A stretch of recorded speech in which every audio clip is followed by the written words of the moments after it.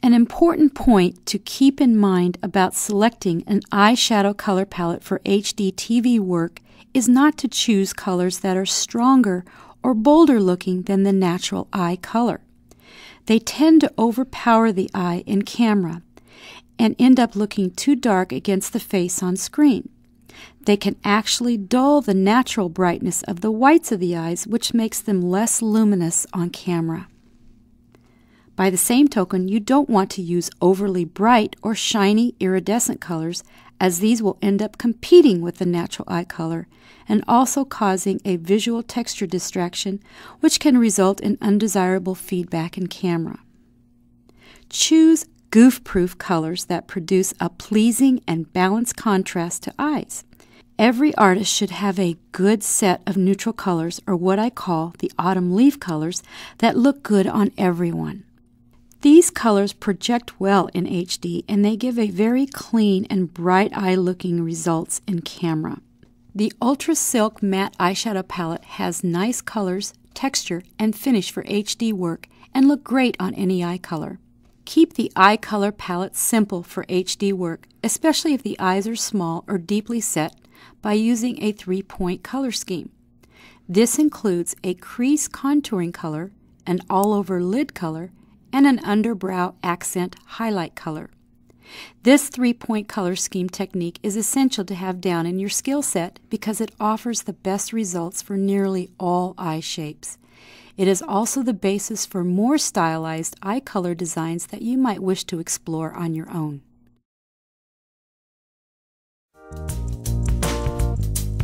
Applying eye color palette.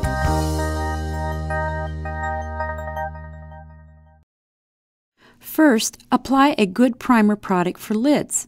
Priming the lid helps minimize any chance of eyeshadow colors fading, oxidizing, or creasing during long wear. Anti-Shine HD Foundation Makeup Primer helps seal down the oils on the lid so that color goes on true and blends evenly.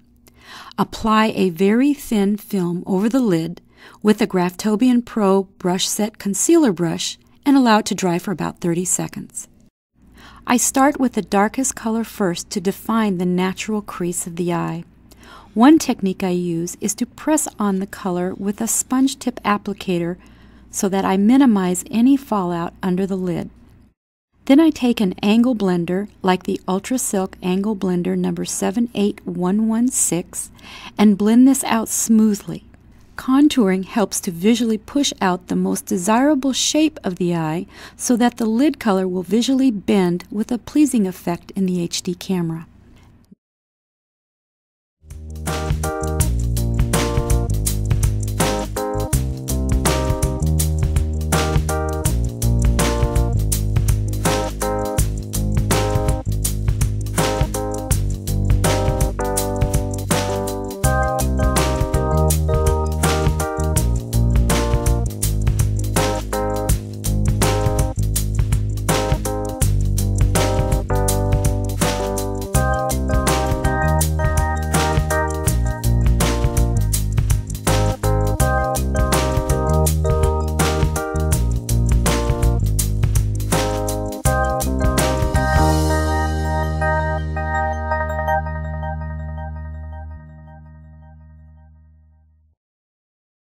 Next, I apply the lid color by also pressing it in place with a sponge tip applicator and blending that out with the Ultra Silk Large Shader Brush number 97810.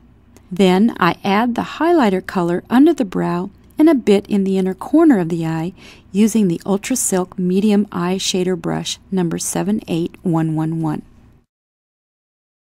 To finish the look, I take the Ultra Silk Angle Shader number 78120 and blend all of the colors again to be sure that there are no hard edges. The result should look like a soft and harmonizing bend of color with an overall pleasing balance to the eye. Sometimes I will take the white or bone-colored shadow, depending on the shade of the natural skin tone color, and lightly blend this down well underneath the eye. If it's done right, it will trick the light bounce in the camera to make the area look cleaner and a little smoother under the eye.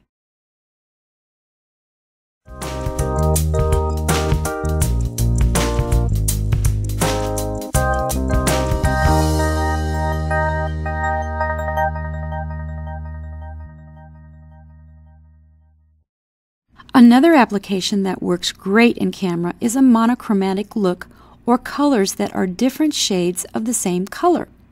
This is an eye color palette that plays up the depth and contrast of the eye through simple highlights and shadows. This is an easy eye to do with the Pro Powder palette that is in the same undertone as skin. Choose two colors, one that is a step lighter than the skin tone and one that is 2 steps darker than the skin tone. Apply the lighter color all over the lid and up into the brow bone.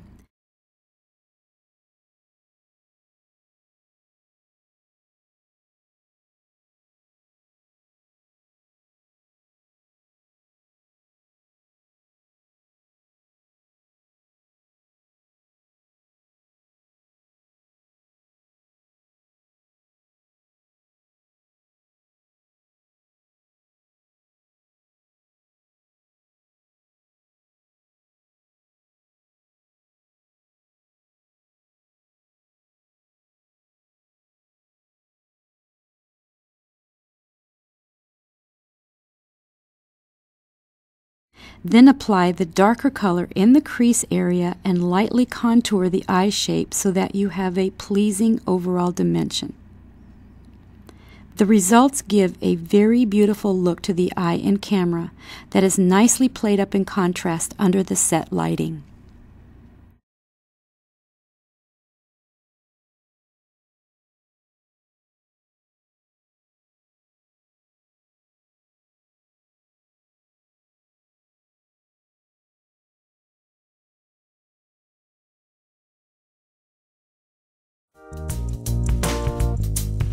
Applying eyeliner.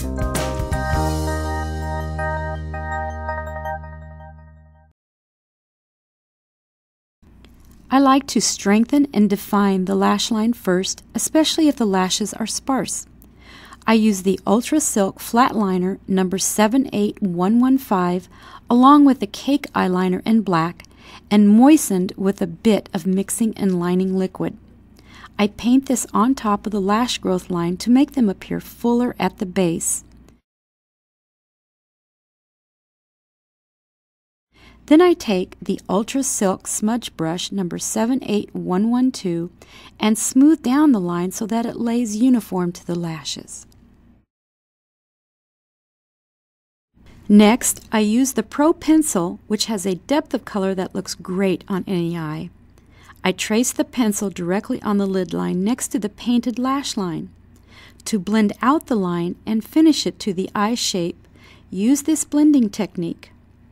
With the Ultra Silk Pointed Liner number 78114, stroke it directly on the pencil to load it with color.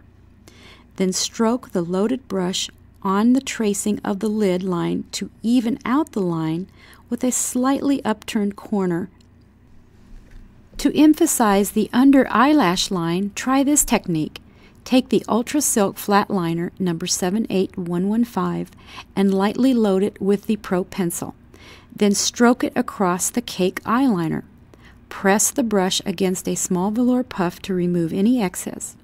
Gently press the loaded brush across the top of the lashes on the lower lash line, not underneath them. This technique will help strengthen the lash line in a subtle manner, especially if the lashes are skimpy, and not make the under eye area look heavy or overdone.